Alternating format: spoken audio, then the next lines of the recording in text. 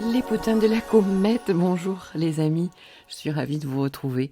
Bon, j'avais un peu piscine la semaine dernière, en fait j'ai attrapé un petit virus et puis franchement, à vous dire, je n'ai pas eu envie, l'énergie n'était pas là, hein. Voilà, Mars en poisson attaque un petit peu certaines planètes sur mon thème là. Justement, on va en parler dès lundi de ce transit important que nous ressentons déjà, d'ores et déjà. Alors, déjà, j'espère que vous allez bien, que vous allez au mieux. Dites-moi un peu, peut-être je ferai un post sur la page communauté pour savoir comment vous vivez ce transit déjà que nous ressentons dimanche 28 de la conjonction Mars à Neptune. Il y a, je pense qu'il y a au moins 2 teams là, hein. Alors, nous commençons la semaine avec le soleil qui se trouve à 10 degrés Taureau. Très joyeux anniversaire aux personnes qui fêtent leur anniversaire cette semaine.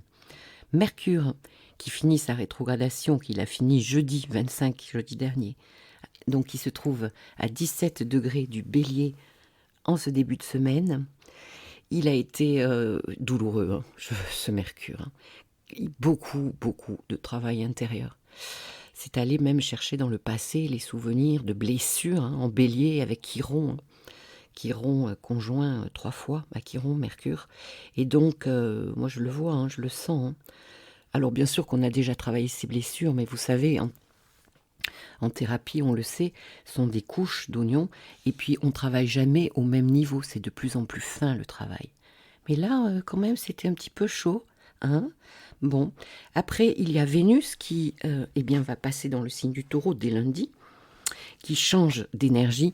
Alors déjà, vous dire, les amis, que ce mois de mai, je commençais à regarder toutes les énergies du mois de mai. Waouh, ça va bouger. Enfin, on va avoir un petit peu d'air, et puis alors, on a quand même des conjonctions avec Uranus, du Soleil à Vénus à Uranus, de Jupiter à Vénus.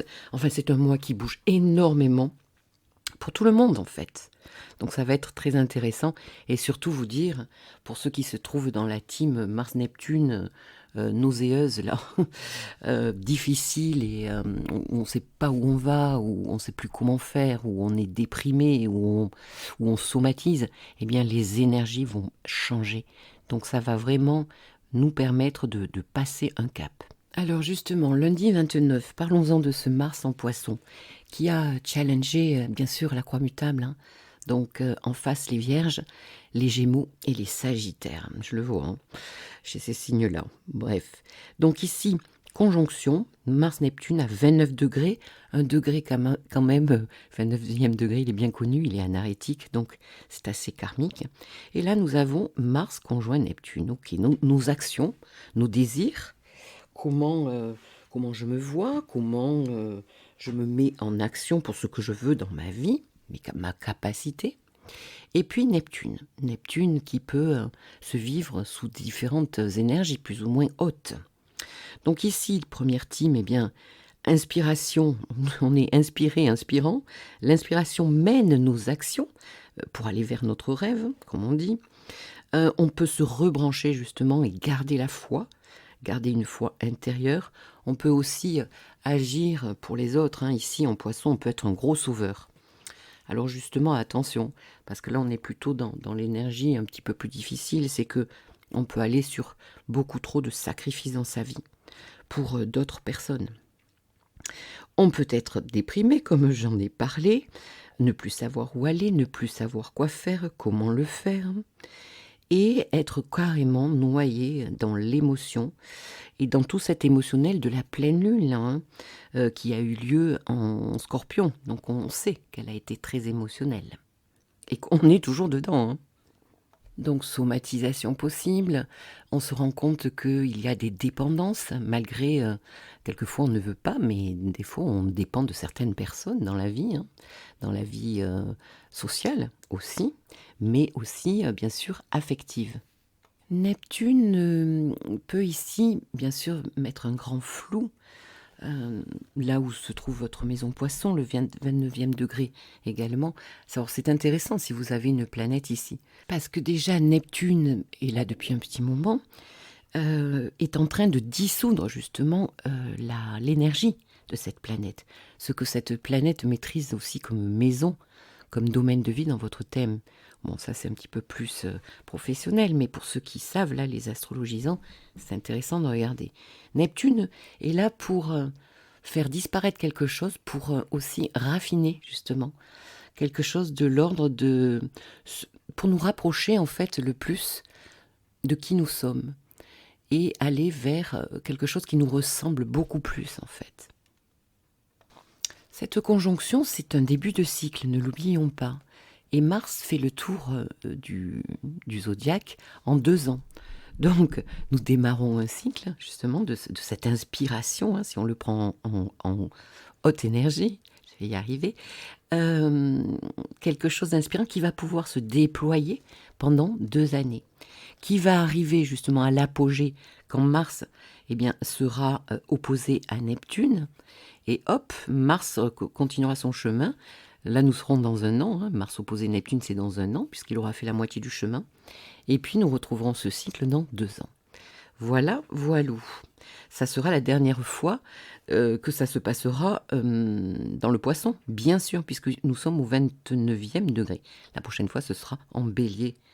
Voilà, voilà, je vous ai tout expliqué. J'espère que je ne vous ai pas saoulé. Ce même lundi 29. Allez, les énergies changent. Vénus en Taureau. Vénus va rejoindre toute la clique là qui se trouve en Taureau. Au mois de mai, pas moins de 5 planètes, une nouvelle lune qui va se passer aussi en Taureau, et la pleine lune se passera dans l'axe Gémeaux-Sagittaire. Donc je pense que je vais faire une vidéo sur cette Vénus Taureau, elle est très intéressante, et justement elle va traverser le signe du Taureau jusqu'au 24 mai. Alors ça va être assez positif pour qui? Eh bien, pour certains taureaux, les vierges, les capricornes, les cancers et les poissons. Et ça va être un petit peu plus sportif, bien que bon, un transit de Vénus, c'est jamais catastrophique. Maintenant, il faut voir quand même aussi, ça peut créer aussi des ruptures, hein, carré à Uranus, à votre Uranus natal, ou il faut voir votre thème aussi natal, hein, les transits que cela fait en fait à vos planètes. Bref, donc plus sportif pour eh bien les scorpions, hein. Face au taureau il y a le scorpion, et au carré eh bien les lions et les verseaux. Donc là ça risque de bouger dans les chaumières.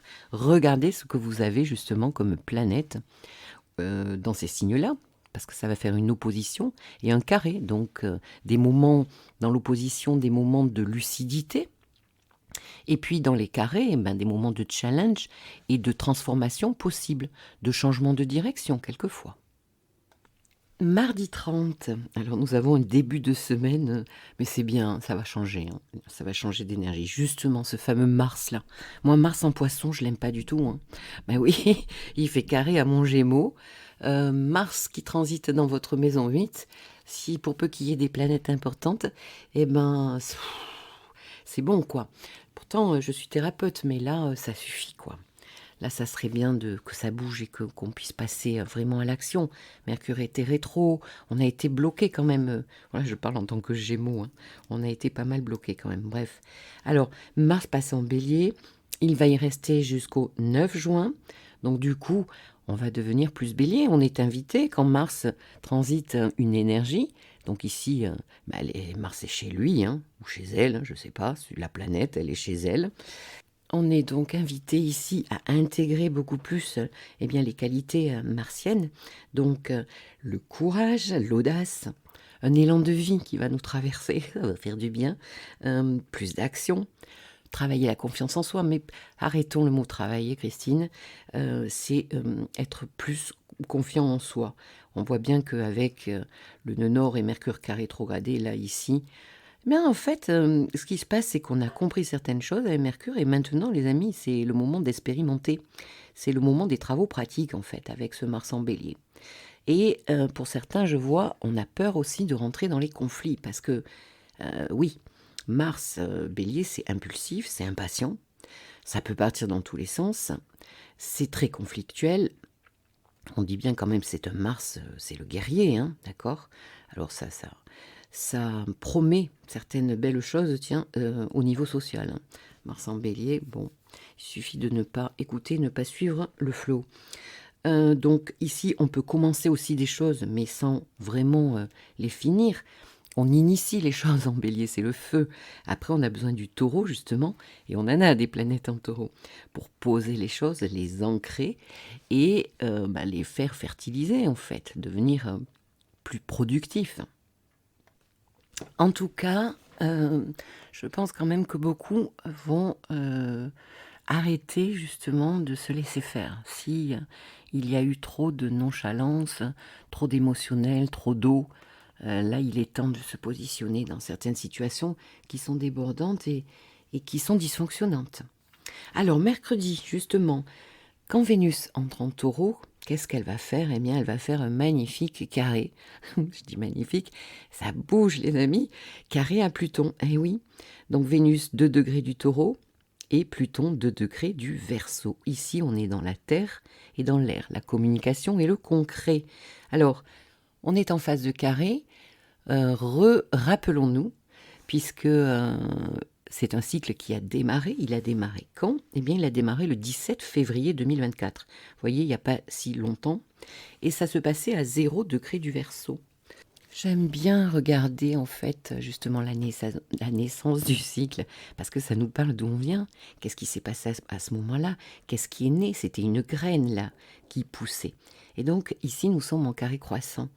Ça veut dire qu'il y a quand même un tournant, un virage, un changement à opérer, une adaptation plus précisément, un ajustement les amis. Alors concernant quoi? Vénus, le relationnel, nos contrats, au niveau matériel, l'argent bien sûr. Et puis Pluton eh bien, nous demande une régénération, une mort pour une renaissance. Donc ici, eh bien, il peut y avoir bien sûr des ruptures de contrats, contrats de toutes sortes, tant affectif que professionnel. Vénus, c'est la peau. Et Pluton, eh bien, c'est comme un furoncle qui se perce. Donc, où est-ce que ce furoncle se trouve chez vous? Dans quel secteur de vie, en fait? Vous en saurez plus autour de ce mercredi 1er mai. Donc, après, qu'est-ce que nous avons? Eh bien, jeudi, Pluton entre en rétrogradation. Bon, c'est pas quelque chose de très original chaque année. Vous savez que chaque planète qui rentre en rétrogradation rentre en introspection. Donc ici, on va être beaucoup moins sollicité extérieurement peut-être sur des situations extérieures, mais beaucoup plus psychologiquement en fait et émotionnellement. Donc ça va travailler pendant toute la rétrogradation. Et puis ne l'oublions pas, Pluton va retourner en Capricorne, là où il est resté pendant 20 ans. Et donc ici, il y a un dossier là qu'on n'a pas complètement clôturé. Donc ça, c'est en octobre-novembre. Il retournera en Capricorne. Et puis après, eh bien, il rentrera définitivement dans le signe du Verseau. Et ce sera le 19 novembre 2024. Bon, eh ben... ça y est, c'est parti là, Pluton. C'était un morceau quand même assez important. Pluton en Capricorne, on s'en rend compte socialement. Et surtout en France, il a définitivement déconstruit, tué, rasé notre société, notre mode de fonctionnement. Bon, c'est pas fini, puisqu'il y a 2 mois où il y retourne. Ça veut dire que... ça va, c'est pas fini les amis, ça va s'accentuer, on va aller jusqu'au bout. Mais nous le savions, 2024 est une année importante, difficile, où un certain chaos commence à se mettre en place. Et 2025, alors 2026 normalement, on devrait être dans quelque chose de beaucoup plus stable, de mieux. Mais 2024 et 2025, il faut s'accrocher, en fait. Alors justement, certains parlent de moments d'accalmie au mois de mai. Je dirais pas que c'est une accalmie, parce que, bonjour les transits quand même. Il y a des transits très électrifiants. On a beaucoup de transits avec Uranus en taureau.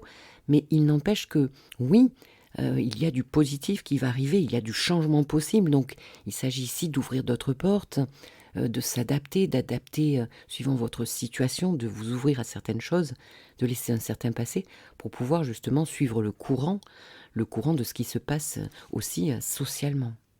Ça ne veut pas dire faire les moutons, les amis, hein. Non, non. Peut-être je m'exprime mal. Suivre le courant, ça ne veut pas dire suivre et être d'accord, être des bénis, oui, oui. Et dire oui à tout. Non, loin de là.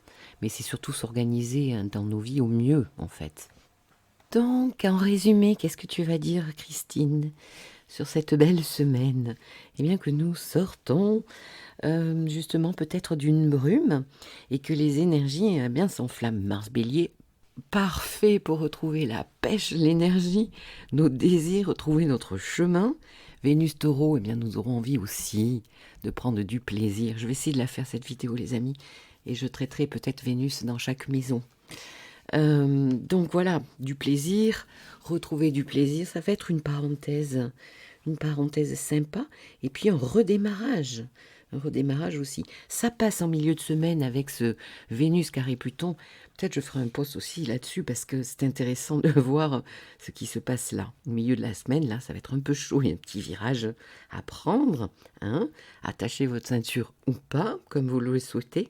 Et puis, vendredi, mon Dieu, je suis en train de voir que, my godness, que j'ai oublié justement vendredi, un aspect très sympathique de Mars, mais justement qui va nous permettre aussi de reprendre notre pouvoir. Donc après Pluton qui devient rétro, vendredi 3, nous avons Mars sextile à Pluton. Alors, c'est aussi un cycle qui a démarré, oui, je vais vous ennuyer, mais le départ, la base, on vient d'où? Eh bien, on vient du 14 février, joyeux Saint-Valentin. Alors, pour les amoureux, là, ils s'en rappelleront. Qu'est-ce qui s'est passé autour du 14 février? Un jour avant, un jour après, Mars se joignait à Pluton à 0 degré du Verseau. Donc, ici, on peut se reprendre en main, retrouver de la force, retrouver de l'énergie, retrouver la niaque en fait. Hein. Ce sont des énergies fortes, Mars et Pluton, hein. Surtout Mars en bélier. Hein. Donc un feu vert ici pour se régénérer une situation. C'est comme un instinct primaire ici, hein. Ça vient vraiment... moi qui travaille en psychocorporel, ça vient du ventre ici. Écoutez votre intuition. Comme c'est en sextile, normalement, il n'y aura pas d'abus. Parce que Mars, par exemple, carré à Pluton, là, c'est quand même assez violent. Mais en sextile, eh bien, nous avons toute l'énergie pour pouvoir justement passer à autre chose sur une situation, sur quelque chose. Et eh bien justement, mercredi 1er, Vénus carré Pluton, qu'est-ce qui se passe? Relationnellement, mon Dieu, je bégaye, je suis désolée, je suis fatiguée. Qu'est-ce qui se passe contractuellement? Qu'est-ce qui se passe amoureusement? Au niveau de l'argent aussi, hein, du budget. On voit bien aussi que tout augmente. Donc ici, on peut enfin agir. Donc c'est une semaine où on se reprend en main, je crois. Et pour ceux qui vont déjà très bien dans leur vie, eh bien ça va gazer encore plus. Vous allez pouvoir vraiment avancer. Bon, après, je n'ai pas votre thème sous les mains. Et d'ailleurs, si vous souhaitez mettre en lumière justement quelque chose dans votre vie, ou faire un petit peu le point, eh bien christinecalvé.com et vous choisissez votre séance. J'ai dernièrement mis la possibilité sur mon site d'un règlement en 2 fois. Voilà, si ça peut vous faciliter la vie. Je vais finir par vous souhaiter une très jolie semaine, un redémarrage et on se reparle très bientôt. Je vous embrasse, au revoir.